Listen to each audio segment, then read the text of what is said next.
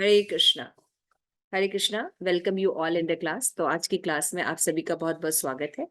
तो जैसा कि आप सब ने अभी भक्ति रसामृत सिंधु ग्रंथ जो है वो कंप्लीट किया, जो कि शिल प्रभुपाद द्वारा लिखित था, जिसमें शिल प्रभुपाद के परपोर्ट्स थे और हमने समझने की कोशिश की भक्ति रसामृत सिंधु ग्रंथ। भक्ति रसामृत सिंधु ग्रंथ के ऊपर एक बहुत ही सुंदर जो टीका है वो है श्री विश्वनाथ चक्रवर्ती ठाकुर के द्वारा भक्ति रसामृत सिंधु बिंदु।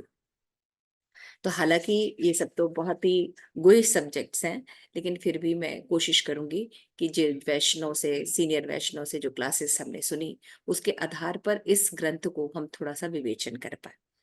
इसके लिए बहुत शक्ति की जरूरत है और मेरी कोई सामर्थ्य नहीं है। फिर भी हम गुरु से प्रार्थना करके इसको जो थोड़ा बहुत मुझे समझ में आया उसको हम समझने का प्रयास करेंगे। क्यों? क्योंकि ये बुक जो है बहुत इंपॉर्टेंट है भक्त हमारे जो रूप गोस्वामी द्वारा कृत भक्ति रसामृत सिंधु ग्रंथ को समझने के लिए। ठीक है। तो जैसा कि हम सब जानते हैं कि विश्वनाथ चक्रवर्ती ठाकुर जो है वो हमारे जो आचार्य है नरोत्तम दास ठाकुर के बाद जो प्रमुख आचार्यों में से एक है, जिन्होंने गौड़िया वैष्णव सिद्धांत को, जो डार्क एज आ गया था बीच में 16th सेंचुरी में, क्योंकि 16th सेंचुरी तक हम जानते हैं कि सारे जो हमारे जो सैड गोस्वामी हैं, हमारे जो कृष्णदास कविराज गोस्वामी आदि सभी लगभग जितने हमारे गोस्वामीज हैं जो मेन हमारे प्रिंसिपल लीडर्स थे, उन सब जो है शरीर त्याग त्याग हो गया था, वो वृंदावन छोड़ चुके थे और वृंदावन बिल्कुल खाली हो चुका था। और मुगलों का भी आक्रमण हो चुका था। और मुगलों के आक्रमण से हुआ क्या था कि जितनी भी हमारे स्कूलिंग सिस्टम था, है ना, तो पहले गुरुकुल्स हुआ करते थे, अलग अलग गुरुकुल में फिर संस्कृत वगैरह पढ़ा के इस तरह से जो हमारे भक्ति के सिद्धांत हैं उनको स्टैब्लिश किया जाता था, सनातन धर्म का प्रचार प्रसार होता था। लेकिन मुगलों के शासनकाल में इन सबको ध्वस्त कर दिया गया। तो इसमें क्या हुआ कि वृंदावन बहुत इफेक्टेड हुआ और जो संस्कृत सिखाने वाले स्कूल्स थे, टीचर्स थे, वो अवेलेबल नहीं थे, सब छोड़ के जा चुके थे। तो इस डार्क एज में विश्वनाथ चक्रवर्ती ठाकुर आए और उन्होंने फिर से जो चैतन्य महाप्रभु के द्वारा ना कृष्णा कॉन्शियसनेस की स्थापना की गई थी उसको रीस्टैब्लिश किया।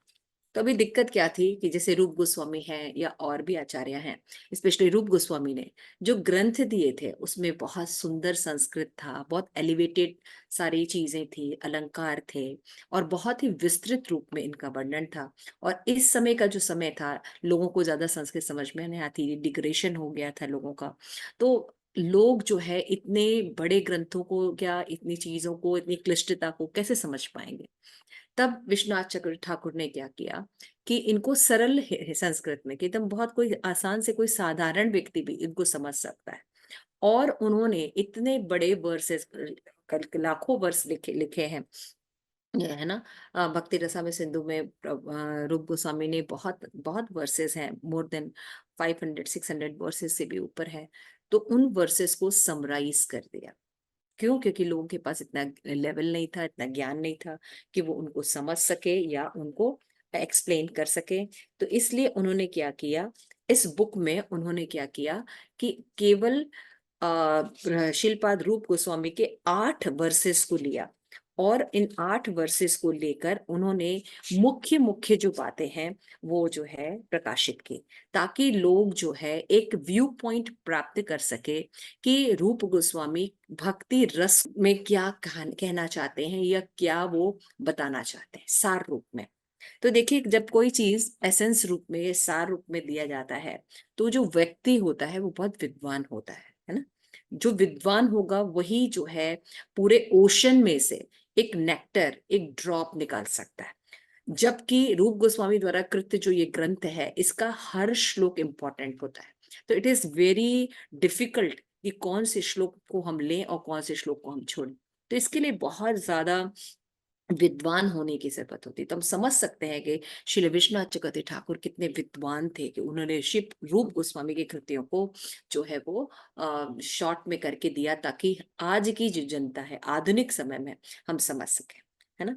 तो और दूसरी चीज उन्होंने ये भी देखा था, क्योंकि हम आपको बता रहे हैं कि एक तो हमारा जो सब सनातन धर्म वो विनष्ट था, हमारे जो सीखने की स्कूल्स थे, गुरुकुल्स थे, उनको विनष्ट किया जा चुका था। संस्कृति नष्ट थी। उचित ब्राह्मण या वैष्णव भी का भी अभाव था। और साथ में एक चीजें और बहुत तेजी से फैल गई थी, वो था हमारे अपने समाज में, हिंदू समाज में सहजिया, मायावाद, इन सब का प्रचार हो रहा था, है ना। तो इस तरह से कौन कौन प्रचार कर रहा था, जैसे कि स्पेशली जो, जैसे कि अद्वैत आचार्य के जो बाकी आगे जो उनके पुत्र वगैरह थे, उन्होंने भी सहजिया, मायावाद का प्रचार सिद्धांतों से करना शुरू कर दिया था। फिर हेमलता ठाकुरानी थी, उनके जो शिष्यों ने भी बहुत से ऐसे सिद्धांत हैं जिनको, रूप गोस्वामी के सिद्धांत को गलत इंटरप्रिटेशन करना शुरू कर दिया था। तो मिसकंसेप्शन का प्रचार ज्यादा हो रहा था, है ना। और सहजियापंथी थी, और बाकी जो अप सिद्धांत थे वो तो आपने देखा ही, भक्ति विनोद ठाकुर ने एक्सप्लेन किया। तो ये एज था तो जिसमें कि लोग सहजिया थे, सिद्धांतों को भी ठीक से इम्प्लीमेंट नहीं था, साथ में स्कूलिंग सिस्टम भी खत्म था, लोगों को संस्कृत का ज्ञान नहीं था, और डिग्रेशन भी हो चुका था। तो फिर से सिद्धांतों को अकेले सिंगल हैंडेडली विश्वनाथ चक्रवर्ती ठाकुर उस समय री कर रहे थे। तो ये बहुत बड़ा कार्य था, और उनको अपने गुरु परंपरा में उनको जो है वो कृपा भी प्राप्त थी, जिसके कारण वो ये कार्य कर पा रहे थे। तो विश्वनाथ चक्रवर्ती ठाकुर ने पूरे भक्ति रसामृत ग्रंथ जो है, जैसे आपने देखा होगा, उसमें से उन्होंने 8 वर्सेस लिए। तो 8 वर्सेस लेने के लिए सबसे पहले उन्होंने जो है वो इसको, जो ग्रंथ लिखा, ये बहुत ही छोटा ग्रंथ है ना। इसको आप पैम्पलेट में या पैम्पलेट में लेके जो है वो दे सकते हैं, है ना। तो ये इतना छोटा सा है, और उसमें 26 पैराग्राफ हैं, और केवल 8 वर्सेस को उन्होंने समझाया है, और समझा के उन्होंने सहजिया का और बाकी जो अपसिद्धांत है उनका खंडन किया है। स्पेशली विश्वनाथ चक्रवर्ती ठाकुर जो है एक फाइटर के रूप में हमारे समक्ष आए। तो इस ग्रंथ को मैंने स्पेशली हमारे जो डॉक्टर केशवानंद हैं, वो बहुत अच्छे वैष्णव हैं, उन्होंने इस बुक पर बहुत सुंदर क्लासेस दी हैं। आप लोग डीप में जाके उनके लेक्चर्स हैं वो देख सकते हैं। तो मैं थोड़ा सा ही बताने की कोशिश करूंगी, क्योंकि मुझे बहुत अच्छा लगा इस बुक को पढ़ने के बाद, मुझे काफी इंसाइट है वो डेवलप हुआ। तो सबसे पहले हम ये देखेंगे कि विश्वनाथ चक्रवर्ती ठाकुर ने इस बुक को लिखने के रीजंस बताए हैं, है ना, कि क्या रीजन थे इस बुक को लिखने के लिए। तो इस बुक को लिखने के लिए सबसे पहले, जैसे मैंने बताया कि उन्होंने सहजियावाद का जो है वो खंडन किया, है ना, इस बुक को लिखने के लिए। और सबसे पहले तो उन्होंने क्या किया, समराइज, है ना, सब समराइज किया कि जो भक्ति रसामृत सिंधु ग्रंथ है वो बहुत बड़ा ग्रंथ है, आप देखेंगे, है ना, देखा था आपने ना, 4 विभाग हैं, ओशन है, सागर है, भक्ति रसामृत सिंधु, सिंधु मतलब सागर है, रसों का सागर है। इसमें उन्होंने रूप गोस्वामी बताया था ईस्ट वेस्ट नॉर्थ साउथ, है ना, जो है वो अलग अलग तट हैं, उन तटों में अलग अलग लहरियां हैं। तो बहुत बड़ा ग्रंथ था। तो इस बुक को इजी संस्कृत में उन्होंने जो समराइज किया, इसलिए इस बुक को उन्होंने लिखा ताकि लोग जो है मेन बुक को पढ़ सकें। तो ओवरव्यू दिया है इन्होंने, खंडन करने के लिए या इस बुक को निरस्त करने के लिए सिद्धांत नहीं लिखे, बल्कि इस बुक को और वापस जीवित किया है उन्होंने, कि भक्ति रसामृत सिंधु ग्रंथ को लोग पढ़ें, रूप गोस्वामी कृत को लोग पढ़ें, और भक्ति में जो सहजिया है, जो अप सिद्धांत है, उनसे बचे। क्योंकि शुद्ध भक्ति क्या होती है ये जानना भी बहुत जरूरी, उसके लिए ज्ञान होना बहुत जरूरी। तो सही से श्लोकों का इंटरप्रिटेशन होना चाहिए। तो अभी हम डिस्कस कर रहे थे कि what is the basic reason कि इस बुक को जो विश्वनाथ चक्रवर्ती ठाकुर ने लिखा। तो मैंने जैसे बताया कि सबसे पहले उन्होंने समराइज किया कि भक्ति रसामृत जो ग्रंथ है, भक्ति रसामृत सिंधु, जो श्रीपाद रूप गोस्वामी ने दिया, वो बहुत ज्यादा बिग फॉर्म में था, काफी इलेबोरेटेड था, अलंकार संस्कृत बहुत उत्कृष्ट थी, है ना। तो उसको इजी संस्कृत में करके और समराइज बिल्कुल पर्टिकुलर करके उन्होंने दिया। दूसरा रीजन था कि इसको, इस ग्रंथ को जो उन्होंने, रूप गोस्वामी का जो ग्रंथ है, उसको हम इजी लैंग्वेज में कैसे समझ सके, इसके लिए उन्होंने ये जो भक्ति रसामृत सिंधु बिंदु नामक जो है वो हमें ग्रंथ दिया। फिर उसके बाद उनका जो मेन रीजन था टू फाइट अगेंस्ट सहजियाज एंड मिसकंसेप्शन ऑन, जो उस समय स्प्रेड आउट था कंट्री में। तो उसको एज अ फाइटर के रूप में उन्होंने ध्वस्त किया, उन सिद्धांतों को, सही सिद्धांतों को प्रतिपादित किया, शिल प्रभुपाद के सही मूड को उन्होंने एस्टैब्लिश किया। और जो रीजन है कि वो जो था वो भक्ति रसामृत सिंधु ग्रंथ पर ये कमेंट्री है, शॉर्ट कमेंट्री है, जिसको आज के आधुनिक लोग, क्योंकि ना तो उनका इतना दिमाग है, ना इतने बुद्धिमान है, ना उनके पास इतना समय है कि इतने बड़े ग्रंथ को वो पढ़े। तो एक जो कमेंट्री है, शॉर्ट कमेंट्री उन्होंने दी, ताकि लोग जो है इस बृहद ग्रंथ के प्रति आकर्षित हों और भक्ति के सिद्धांतों को सही से समझ सके, ताकि शुद्ध भक्ति को वो निरूपण कर सके। क्योंकि शुद्ध भक्ति क्या होती है, कैसे होती है, उनकी क्या डेफिनेशन होती है, कहाँ गलती कर रहे हैं, इवन भक्ति के ही सिद्धांतों को कहाँ गलत गलत हम यूज कर रहे हैं, और हम कैसे शुद्ध भक्ति कर सकते हैं, इन सबको बहुत सरल और छोटे शब्दों में एक नेक्टर यानी बिंदु के रूप में, पॉइंट्स के रूप में उन्होंने दिया है।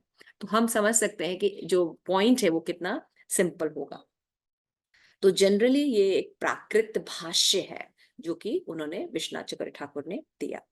तो जैसे कि हम देखते हैं कि बहुत से लोगों ने अलग अलग, जो हमारे जो मेन आचार्यस हैं, उनकी जो बुक्स है उन पर कमेंट्रीज लिखी हैं, ताकि आगे जो जनरेशन है, जो आधुनिक जनरेशन है, वो उसको समझ सके, है ना। तो जनरली नहीं होता कि भाष्य पूरा डिटेल हो, कभी कभी भाष्य में केवल निर्णय देते हैं या एक शॉर्ट कम उपदेश देते हैं कि व्हाट कम जो है इस बुक से हम क्या सीख सकते हैं। तो बुलेट्स पॉइंट्स देना, निर्णय देना। तो ये इस तरह का एक निर्णय ही है। और इस तरह से हम देख सकते हैं कि जो गौड़िया संप्रदाय, जो हमारा ब्रह्म मध्व गौड़िया संप्रदाय जो नष्ट होने के कगार पे था, उसको पुनः पुनः स्थापित किया। तो जैसा जानते हैं कि वो बहुत ही शुद्ध भक्त है विश्वनाथ चक्रवर्ती ठाकुर। तो ये रीजंस कुछ हैं जिनके कारण उन्होंने ये बुक लिखी।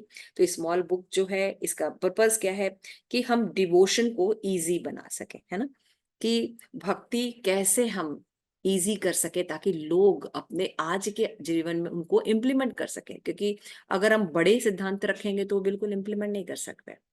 तो उन्होंने ये बुक जो दिया वो है कि भक्ति को, डिवोशन को इजी करने के लिए, और essence of NOD, essence of भक्ति रसामृत सिंधु, सार के रूप में हम समझ सके, कुछ पॉइंट्स के रूप में, मेन पॉइंट्स के रूप में हम समझ सके, है ना। तो ये बहुत इंपॉर्टेंट है। तो सहजिया से, मायावाद से, मिसकंसेप्शन से कैसे हम बचें, तो उन पॉइंट को उन्होंने बहुत अच्छी तरह से व्याख्या की है। तो इस तरह से रिव्यू जो है ये होना बहुत जरूरी है। रिव्यू करने के लिए आचार्यज होने चाहिए, विद्वान होने चाहिए, और भगवान द्वारा शक्ति प्रदत्त होनी चाहिए। ये लोग जो है ये सार को दे सकते हैं, क्योंकि ये मेन पॉइंट्स जानते हैं कि कहाँ हम चीजों को हिट करें, कहाँ हम करें जिससे कि हो सके। आप समझ सकते हैं कि जब विश्वनाथ चक्रवर्ती ठाकुर जो है ये काम कर रहे होंगे, है ना, तो उस समय समाज में जात गुस्साई बहुत ज्यादा था, है ना, और लोग अपने ही कम्युनिटी में करते थे। ऐसे बहुत से सिद्धांत थे जिसको वो फाइट कर रहे थे। तो जितने जो धर्मावलंबी थे, है ना, और भी अलग अलग जो सहजिया थे और जात गोस्वाई थे, ये सारे लोग एंटी हो गए विश्वनाथ चक्रवर्ती ठाकुर के। और इन्होंने प्लान बनाया कि हम इनकी हत्या कर देते हैं। क्योंकि अगर ये इनके ग्रंथ लोग पढ़ेंगे तो हमारा तो पूरा जो बोलबाला है वो खत्म हो जाएगा। तो इन्होंने कोशिश की कि हम क्या करते हैं, हम इनका मर्डर कर देते हैं। तो उन्होंने सोचा कि ठीक है, ये जब वॉक ऑन करते हैं, वृंदावन में जाते हैं, परिक्रमा करते हैं, उसी समय हम जो है झाड़ियों में छिपे रहेंगे और वो उधर से पास करेंगे, हम उनकी हत्या कर देंगे। तो जैसे वो विश्वनाथ चक्रवर्ती ठाकुर जो है अपने वृंदावन में परिक्रमा कर रहे थे, तभी उन्होंने क्या किया, झाड़ियों में से निकल कर लोग आने लगे। तभी उन्होंने देखा कि विश्वनाथ चक्रवर्ती ठाकुर जो है वहां पे जो एक छोटा सा लेक था उसमें प्रवेश किया। उन्होंने प्रवेश किया, तो जब लोग वेट करते कि वापस आए तो हम इनको मार देते हैं, लेकिन जब वो वापस आए तो वो अद्भुत एक छोटी सी लड़की, 6-7 साल की लड़की के रूप में वापस आए, बहुत सुंदर, वेरी अट्रैक्टिव। तो उन्होंने कहा ये आचार्य कहाँ गए, ये विश्वनाथ चक्रवर्ती ठाकुर कहाँ गए, ये लड़की कौन है। तो उन्होंने पूछा कि आप कौन है। तो कहते हैं कि मैं तो राधा रानी की सेविका हूँ, और मैं तो यावत जा रही हूँ, वहां पे मैं सेवा है राधा रानी की, वहां पे मैं जा रही हूँ। उस सुंदर लड़की को देख के सब बहुत मोहित हुए, और जैसे वो लड़की आगे बढ़ी, उन्होंने देखा वो विश्वनाथ चक्रवर्ती ठाकुर के रूप में परिवर्तित हो गई। ये चमत्कार देख के तो उनके जो सारे होश उड़ गए, जितने लोग उनको मारने के लिए आते हैं, और उन्होंने अपने अपने हथियार फेंक दिए और उनके चरण कमलों में दंडवत प्रणाम किया। वो समझ गए कि विश्वनाथ चक्रवर्ती ठाकुर कोई साधारण व्यक्ति नहीं है, ये भगवान के प्रतिनिधि के रूप में है, भगवान के शुद्ध भक्त हैं। और उन लोगों ने उनको ऐसे उनके सामने प्रणाम किया, उनसे क्षमा मांगी। तो इस तरह से हम देख सकते हैं कि भगवान के जो शुद्ध भक्त होते हैं कितना संघर्ष करते हैं इन सिद्धांतों को करने के लिए। आज हम जाएं तो मार्केट में एक बुक खरीद सकते हैं और पढ़ सकते हैं, है ना। लेकिन जिस समय विश्वनाथ चक्रवर्ती ठाकुर बुक्स लिखते थे या कोई भी सिद्धांत लिखते थे, उस समय प्रिंटिंग प्रेस नहीं हुआ करती थी, उनको हाथ से बुक्स लिखनी पड़ती थी और इतने विरोधों का, इतनी चीजों का सामना करना पड़ता था। तो हम देख सकते हैं कि हमारे जीवन में कितनी छोटी छोटी प्रॉब्लम आती है ना। समय की प्रॉब्लम होती है, समझ की प्रॉब्लम होती है, डिटर्मिनेशन की कमी होती है, छोटी छोटी चीजें हमारे सामने रहती हैं, हम उन ऑब्स्टिकल्स को हम दूर नहीं कर पाते, है ना। तो भक्ति को हम कैसे एस्टेब्लिश करेंगे? हम देख सकते हैं हमारे जितने आचार्य हैं वो मल्टीपल रूप से समस्याओं से घिरे होते थे। नेक्स्ट टू इम्पॉसिबल लाइफ होती थी, कोई सहायता नहीं होती थी, एकमात्र भगवान पर भरोसा होता था और भगवान उनकी रक्षा करते थे। जब वो ग्रंथ लिखते थे तो क्या होता था, बहुत बारिश होती थी।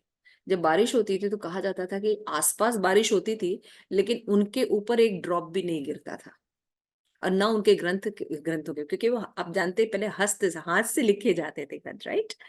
तो अगर एक बूंद भी पानी गिर गया तो पूरा स्याही जो है वो पूरा खत खराब कर देगी, है ना।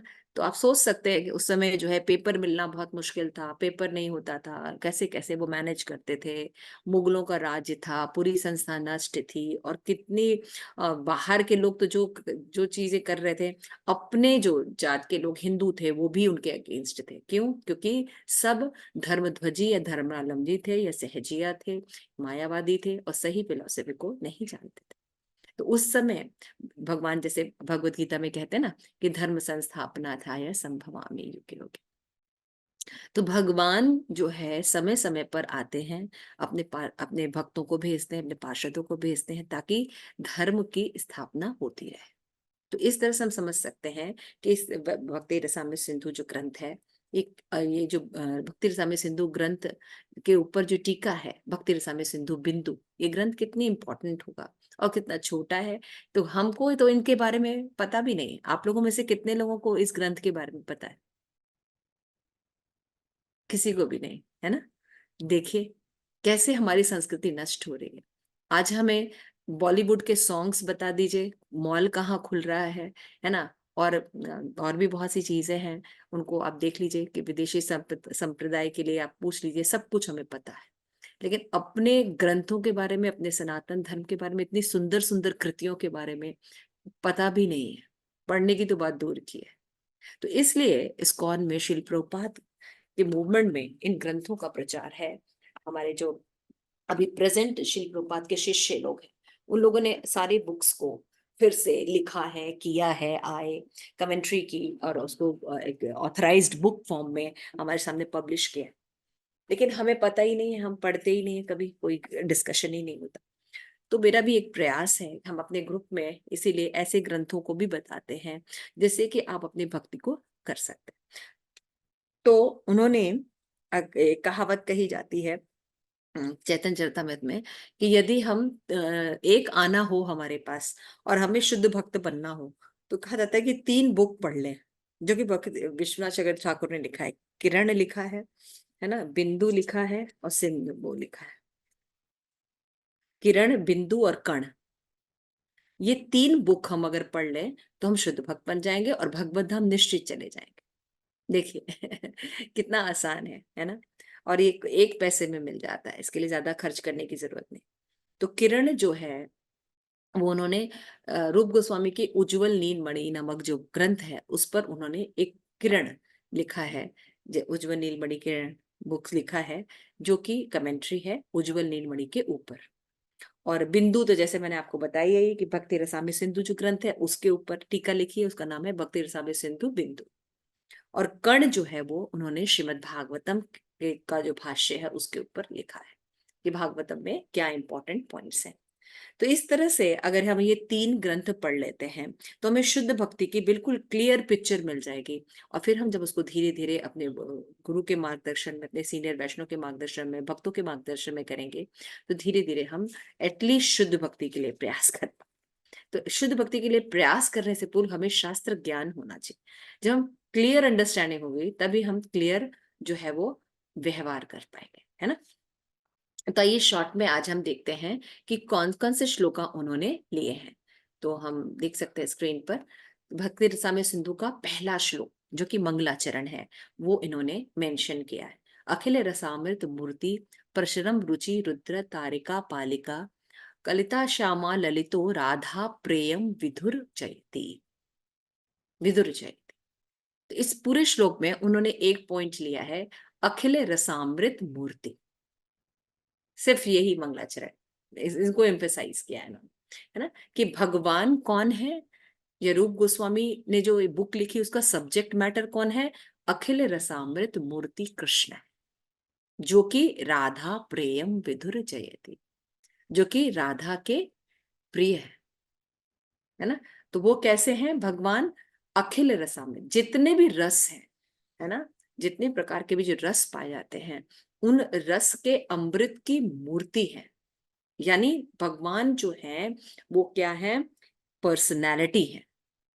तो यहाँ पे सबसे पहले उन्होंने क्या किया, मायावाद का खंडन कर दिया, है ना। वो कहते हैं या निर्विशेषवादों का खंडन कर दिया, क्या कि भगवान का कोई आकार नहीं होता, है ना। यहाँ पे वो कह रहे हैं अखिल रसामृत मूर्ति, भगवान कैसे हैं, मूर्ति हैं। और कैसे हैं भगवान, रसों के आगार हैं, रसों से भरपूर हैं भगवान, है ना। तो जितने भी रस होते हैं उनके भोक्ता कृष्ण है। इसलिए जो भक्ति रस है इसके भी मेन हीरो, मेन भोक्ता कृष्ण है। इसलिए इस सब्जेक्ट मैटर को देने के लिए कि भगवान कृष्ण जो है कैसे अखिल रसामृत मूर्ति है, इसको एक्सप्लेन किया है भक्ति रसामृत सिंधु ग्रंथ में। इस रस को प्रतिपादित किया है ना, भक्ति रस को प्रतिपादित किया है कि भक्ति क्या है, शुद्ध भक्ति क्या है, क्या लक्षण है, शुद्ध भक्ति करने से क्या होता है और उसको क्या प्राप्ति होती है, कैसे ये मिश्रित भक्ति और सबसे अलग है, कैसे ज्ञान कर्म से अनावृत होना चाहिए, अन्य अभिलाषा नहीं होनी चाहिए, अनुकूलेन कृष्णानुशीलनम होना चाहिए। तो ये सब जो चीजें हैं पूरा डिस्क्राइब फिर आगे ग्रंथों में हुआ है।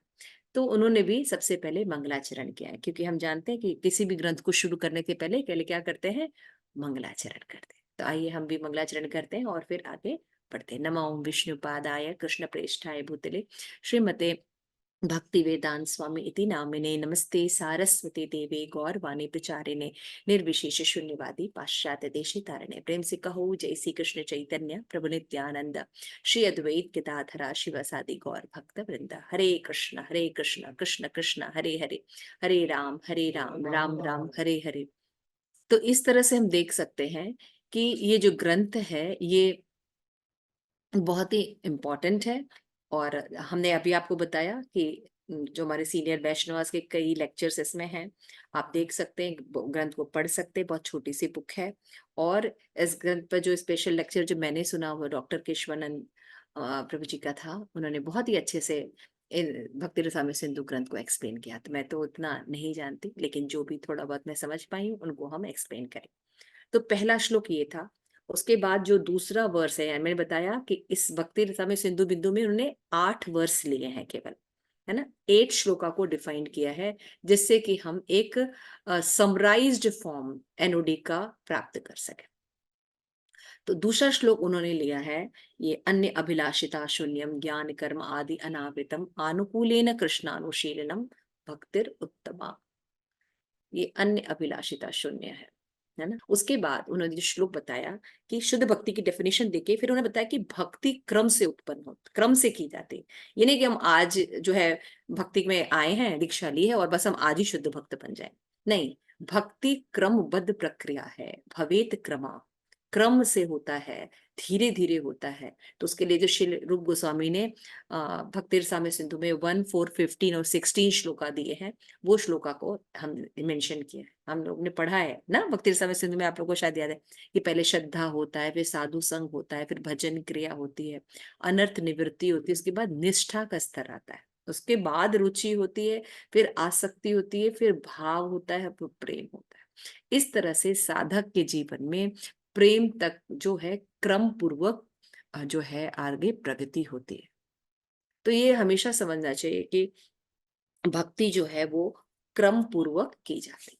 ठीक है, इसको भी हम आगे और एक्सप्लेन होगा नेक्स्ट क्लास में, लेकिन अभी हम देख लेते हैं कि कौन कौन से श्लोका उन्होंने लिए हैं। फिर इसके बाद जो है नेक्स्ट श्लोका है भक्ति रसामृत सिंधु का 1, 2, 1, 1, 19 एंड 20। उन्होंने फिर ये स्टेप्स बताने के बाद बताया है कि जो नाम नाम अपराध जो है इससे बचना बहुत जरूरी। अगेन उन्होंने ये स्टैब्लिश करके जो सहजिया है, जो ये कहते हैं कि हम केवल वृंदावन में रहेंगे और अपनी माला करेंगे और हमें भगवत प्रेम प्राप्त हो जाएगा, है ना। तो भक्ति विनोद ठाकुर ने भी नाम अपराध को मेंशन किया, है ना। नाम अपराध जो है वो पद्म पुराण में एक्सप्लेन किया कि उसको उन श्लोकों को लेके आए कि बहुजन्म में अगर हम श्रवण कीर्तन करें, भक्ति करें, जप करें, लेकिन अगर हम अपराधों से बचते नहीं हैं, है ना, आचार्यों को ठीक से समझते नहीं है और नाम अपराध करते रहते हैं, तो हमें कृष्ण प्रेम तो क्या कुछ भी प्राप्त नहीं है। इसलिए अपराधों को जानना बहुत जरूरी है। तो यहाँ पे बताया बहुत सुंदर श्लोक। तो ये श्लोक की व्याख्या अगर ठीक से करेंगे तब तो हम सही से रूप गोस्वामी को समझेंगे, लेकिन इसी श्लोक को लोग मिसकंसेप्शन करके, सहजिया लोग अलग तरीके से इसी श्लोक को बोलते हैं, बाकी लोग भी और अलग देते हैं मत। तो यहाँ पे देख रहे सर्व अपराध कृत अपि मुच्यते हरि संशय। यदि हम बहुत अपराध करते हैं तो हमें क्या होगा, हम भगवान की शरण ग्रहण करते हैं तो क्या होगा, हम जो है सेवा अपराध करते हैं या कुछ करते हैं तो हम अगर भगवान की शरण ग्रहण करते हैं तो भगवान धीरे धीरे हमें ज्ञान देते हैं जिससे कि हम उनसे मुक्त हो सकते हैं। हरे अप अपराधन स कुर्यात दविपांकुशे नामाश्रय कदाचित स्यात् तरस्त स नाम। और भगवान के प्रति अगर कोई अपराध करता है तो फिर वो क्या कर सकता है, वो नाम लेगा, नाम जपेगा, तो धीरे धीरे वो जो है भगवान के प्रति अपराध जो है वो उससे मुक्त हो सकता है। लेकिन अगर कोई नाम के प्रति आप अपराध करता है, हरि नाम के प्रति जो 10 नाम अपराध है वो करता रहता है, तो वो कभी भी भक्ति में प्रवेश नहीं करेगा और उसका पतन हो जाएगा। पतता अधा, एकदम क्लियर कट लिखा है ये बात। तो यहाँ पे बेसिकली जो है वो नाम को उन्होंने स्टैब्लिश किया है कि नाम की महिमा की है कि नाम करना है हमें और नाम को अपराधों से बचते हुए करना है ना। तो ये अपराध का जो कॉन्सेप्ट है सहजिया लोग मानते नहीं, कहते नहीं बस नाम चैंटिंग करना है, कहाँ लिखा है ऐसा, नहीं लिखा है, बताया है, हमारे आचार्यों ने दिया है। यहाँ पे ग्रंथ में भी उन्होंने श्रीपाद रूप गोस्वामी मेंशन कर रहे हैं, और रूप गोस्वामी को स्वयं साक्षात चैतन्य महाप्रभु जो कि कृष्ण हैं उन्होंने ही ज्ञान दिया है। तो आप समझ सकते हैं कि कैसे देखिए अब सिद्धांत आ जाते हैं।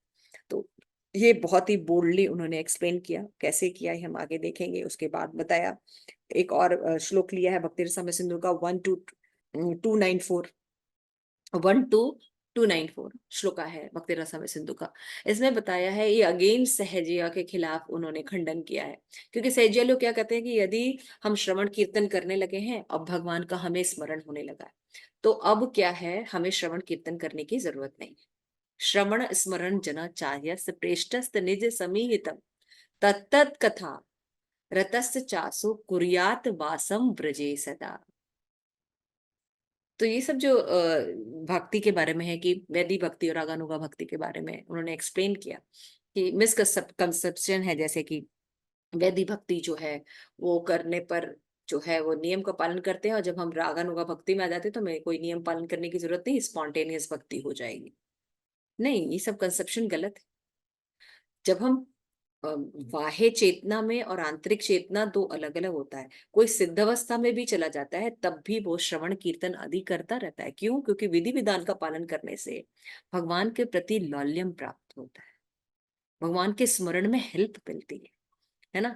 तो ये सब जो अप सिद्धांत है उनको ध्वस्त किया कि अगर हम स्मरण अवस्था में पहुंच गए, थोड़ी सी अच्छी अवस्था में पड़ गए, तो हमको ये नहीं सोचना चाहिए कि हमें विधि विधान का पालन नहीं करना, क्योंकि ये विधि विधान को पालन करने से ही हमारे अंदर भगवान के प्रति इच्छाएं पैदा होती हैं, प्रेम पैदा होता है कि हम भगवान की भक्ति करें, है ना, डिजायर्स आते हैं।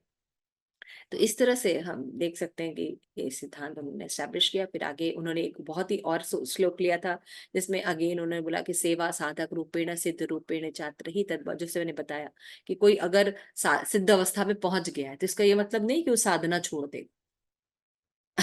और साधक अवस्था का लक्ष्य होता है कि सिद्ध अवस्था। तो हम जो वैदिक भक्ति कर रहे हैं, तो वैदिक भक्ति कर हमेशा बाह्य रूप से आचरण में सिद्ध सन्यासी भी करते हैं। इसलिए आप देखते होंगे इस्कॉन में कि कोई कितने भी हायर पोजीशन में, चाहे हम महाराज लेवल पर कोई क्यों ना हो, वो क्या करते हैं, चैंटिंग करते हैं, श्रवण करते हैं, है ना, अपनी रीडिंग हियरिंग सब करते हैं, है ना। तो वो छोड़ते नहीं, लेकिन अंदर से वो भगवान के जो ब्रज लोगों का जो है, ब्रजात्मिक का, है ना, ब्रज के लोग वो जो शुद्ध भक्ति करते हैं उनका वो अ, अनुसरण करते हैं, सिद्ध अवस्था में प्राप्त है, लेकिन वो क्या करते हैं, नियम को छोड़ते नहीं। लेकिन हम थोड़े से बड़े हो जाते हैं, हम कहते हैं हमें तो जरूरत नहीं है। तो ये सब अप सिद्धांत है, मिसकंसेप्शन है, जिसको उन्होंने पूरी तरह निरस्त किया। उसके बाद जो है श्लोका है, तो बताते हैं जब ये इस्टेब्लिश कर लिया उन्होंने रागानुगा भक्ति और वैदिक भक्ति दोनों में, बताया कि आंतरिक वाय दो व्यवहार होते हैं भक्तों के। तो आंतरिक रूप से हमें भक्ति करते रहना चाहिए और अपनी प्रोग्रेस को ज्यादा दिखाना नहीं चाहिए, और लेकिन जो बाह्य रूप से हमें हमेशा जो वैदिक भक्ति है उनका पालन करना है, उनको कभी छोड़ना नहीं है, क्योंकि इस विधि से ही भगवान के प्रति लोभ पैदा होता है और यही लोभ आगे चल के प्रेम में बदलता है। ठीक है। फिर उन्होंने बताया कि प्रेम के पहले जो एक अवस्था आती है वो होती है भाव अवस्था। उस अवस्था को सहज मत लेने। जैसे सहजिया लोग क्या कहते हैं, भाई साधना की और भाव पर आ गए, साधना की और प्रेम, सॉरी, साधना की और प्रेम पर आ गए। नहीं, बीच में एक अवस्था भाव की भी आती है ना। लेकिन भाव कैसे होते हैं, वो शास्त्र सम्मत होने चाहिए भाव। ये जो 9 लक्षण हैं ये ठीक ठीक से हमें समझने चाहिए कि ये होते क्या हैं, और ये जो है आर्टिफिशियली नहीं होने चाहिए। लोग जो कहते हैं प्रैक्टिकली इसको इम्प्लीमेंट कर लेते हैं, रोना गाना, है ना। लेकिन प्रैक्टिकली इम्प्लीमेंट करना और एक भाव प्रकट होना, वो दो अलग अलग चीज होती है। तो उन्होंने इस श्लोक को मेंशन किया है, जो कि भक्ति रसामृत सिंधु का बहुत ही सुंदर श्लोक है, जिसमें कि भाव भक्ति के 9 लक्षणों को डिटेल में रूप गोस्वामी ने वर्णन किया। उन्होंने बहुत शॉर्ट में बताया है कि ये जो लक्षण है 25 से 26, 1, 3, 25 से 26, तो ये श्लोक को उन्होंने मेंशन करके बताया कि लक्षण के आधार पर पहचानना चाहिए, और लक्षण जो है जेन्युइन होने चाहिए। लक्षण प्रैक्टिस करके रोने गाने की नहीं होने चाहिए। और कभी कभी जैसे कोई व्यक्ति बिल्कुल भावशून्य होते हैं, नव दीक्षित भक्त होते हैं, वो भी जब मंदिर जाते हैं तो कभी भगवान को देखकर, कोई चीज को देखकर उनके अंदर भाव आता है, लेकिन वो भाव कंटिन्यू रहता है, थोड़ा सा समय के लिए होता है, बस एक क्षण दो क्षण के लिए, फिर उसके बाद खत्म हो जाता है। तो वो सब भाव अवस्था नहीं है। भाव अवस्था में ये अवस्था निरंतर बनी रहती है। तो ये सब जो है हाईलाइट देकर विश्वनाथ चक्रवर्ती ठाकुर हमें शुद्ध भक्ति की ओर इंगित कर रहे हैं। उसके बाद उन्होंने ये वाला श्लोक दिया, ये लास्ट श्लोक है। इसमें उन्होंने बताया कि किस तरह जो है प्राथमिक रस होते हैं और सेकेंडरी रस होते हैं, और ये सब मिलकर जो है ये जो है भाव भक्ति को एक्सप्लेन करते हैं। तो वो कौन कौन से होते हैं, है ना, प्राथमिक रस कौन कौन से होते हैं, भाव भक्ति सेकेंडरी रस क्या क्या होते हैं, और किस तरह से भाव बनाते हैं, इनको उन्होंने व्याख्या की। तो आज की क्लास में हमने यही देखा कि थोड़ी सी हिस्ट्री जानने की कोशिश की, फिर हमने देखा कि उन्होंने विश्वनाथ चक्रवर्ती ठाकुर ने ये ग्रंथ क्यों लिखे, और फिर उसके बाद हमने शॉर्ट में देखा कि ये 8 कौन कौन से श्लोका हैं जिसपे जो है विश्वनाथ चक्रवर्ती ठाकुर फोकस कर रहे हैं, सार के रूप में हमें दे रहे हैं। तो अगली नेक्स्ट क्लास में हम इन सारे श्लोकों को अच्छे से करेंगे, और इन 8 श्लोकों को हम थोड़ा समझने की कोशिश करेंगे। श्रील प्रभुपाद की जय। आप सभी को और भक्त वृंद की